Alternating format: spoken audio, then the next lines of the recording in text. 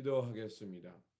좋으신 아버지 하나님, 저희들에게 이 아침을 허락하여 주시고 주의 말씀을 묵상하며 출발할 수 있게 하시니 감사를 드립니다.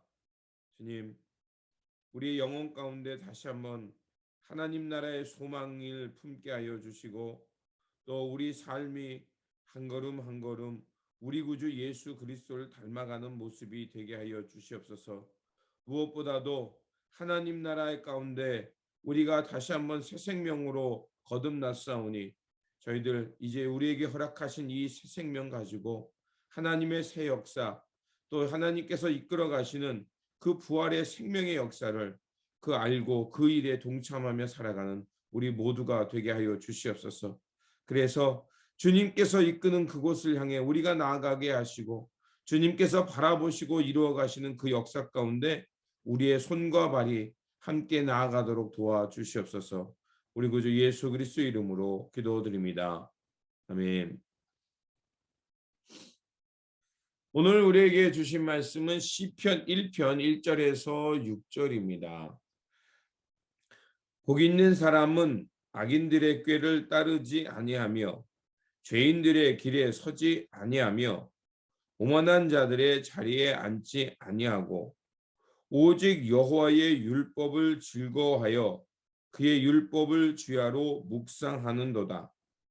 그는 시냇가에 심은 나무가 철을 따라 열매를 맺으며 그 잎사귀가 마르지 아니함 같으니 그가 하는 모든 일이 다 형통하리로다.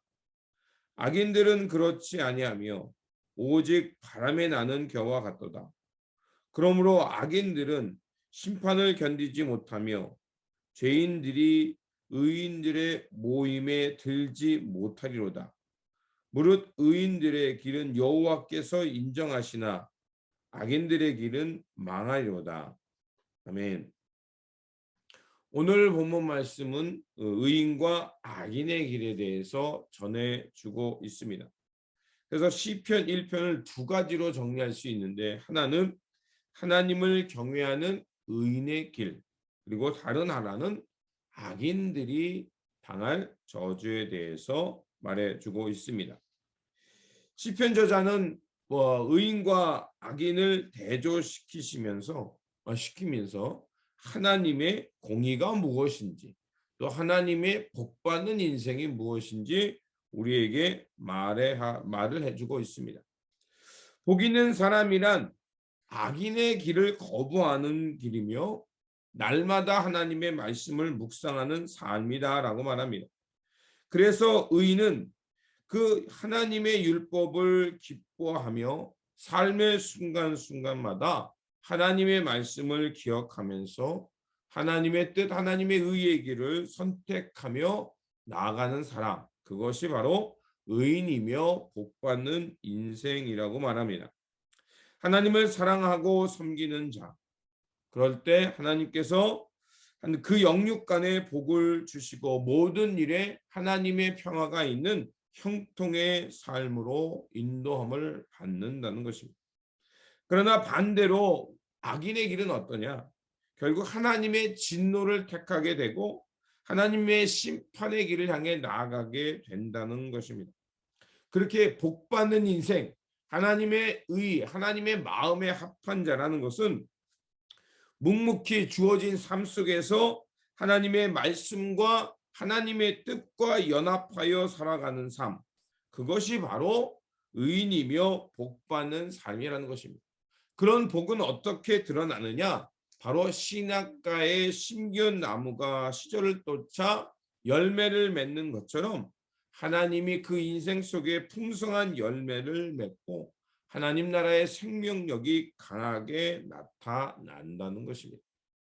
그러므로 오늘도 우리에게 주어진 이 삶의 자리, 우리가 살아가는 기로에마다 또 선택의 기로에마다 우리는 주님의 말씀을 먼저 생각하고 또 주님의 말씀이 어디를 향하는가를 우리가 다시 한번 선택하면서 그 시냇가에 심겨진 나무처럼 하나님의 평화, 하나님의 평안이 주시는 여러 가지 복들, 그런 복들이 삶 가운데 풍성히 맺어지시기를 다시 한번 주님의 이름으로 축원드립니다. 그리고 시편 2편은 무엇을 말하냐면 하나님의 통치를 말합니다. 시편 2편은 이제 임금이 새로 뽑히면 이제 즉위식을 하게 됩니다. 그런데 그 임금이 즉위식을 할 때 지방의 군왕들이 반란을 일으켜서 자신들이 권세를 잡으려고 합니다. 그때 하나님께서는 오히려 유대의 왕, 하나님의 택하심을 받은 왕에게 하나님께서 기름을 부으시면서 결국 그를, 하나님이 택한 자를 세상의 통치자로 세우신다라고 이제 시편 2편은 우리에게 말해주고 있습니다. 그래서 시편은 우리에게 이렇게 말합니다. 하나님께 도발하지 마라. 하나님께서 세우신 자에게 도전하지 말라라고 경고합니다. 여기서 하나님께서 기름 부은 자 세우는 왕은 다윗 왕을 말하기도 하지만 또한 이 다윗 왕은 장차 우리 가운데 오실 메시아를 예표합니다. 그 메시아는 누구겠습니까? 바로 예수 그리스도입니다. 예수 그리스도께서 이 땅에 하나님의 기름 부은 자, 선택받은 자, 평화의 왕으로 이 땅에 오십니다. 하지만 그 예수님을 세상은 거부하고 마침내 예수님의 통치를 뿌리치면서 예수님을 십자가에 못 박았습니다. 하지만 하나님께서는 예수가 바로 우리의 그리스도시요 하나님의 택함 받은 자, 구원받은 자, 하는 이 땅의 평화의 왕으로 보내셨음을 온천에 드러낸 사건이 바로 부활의 사건입니다. 그렇게 바로 예수 그리스도를 알고 그분께 복종하며 예수님께서 다스리는 그 세상을 향해 나아가 주님의 통치, 주님의 마음에 이끌려 살아가는 것, 그것이 바로 하나님의 백성이며 영생의 복을 누리는 사람들입니다. 성도 혹은 그리스도인이란 바로 예수님을 우리의 왕으로 모시고 살아가는 삶이며 주님께서 이끄시는 세상 가운데 살아가는 삶이며 주님의 마음 따라 주님의 그 통치를 받으며 하나님 나라를 향해 살아가는 삶이 바로 성도이며 그리스도인 것입니다.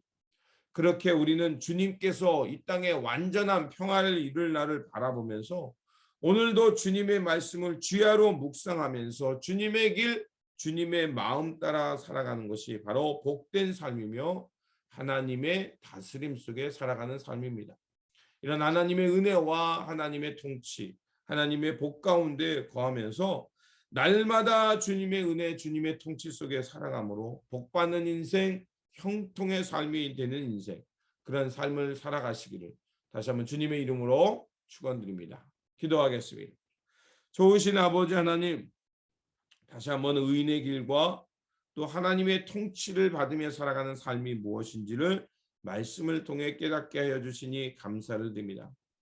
주님의 복받는 인생, 또 하나님의 안에서 형통한 삶이란 바로 주님의 말씀을 따라 주님의 뜻이 어디에 있는가를 선택하며 주야로 주님의 말씀을 기뻐하며 그 길을 향해 나아가는 것이 바로 복받는 인생이요 형통의 삶입니다. 그러하오니 아버지 하나님, 우리 가운데 생명의 길을 놓으시고 우리 가운데 하나님의 나라의 문을 열어주신 예수 그리스도, 그 주님을 우리의 왕으로 모시며 주님의 통치함을 받으며 살아가는 우리 모두가 되게 하여 주시옵소서.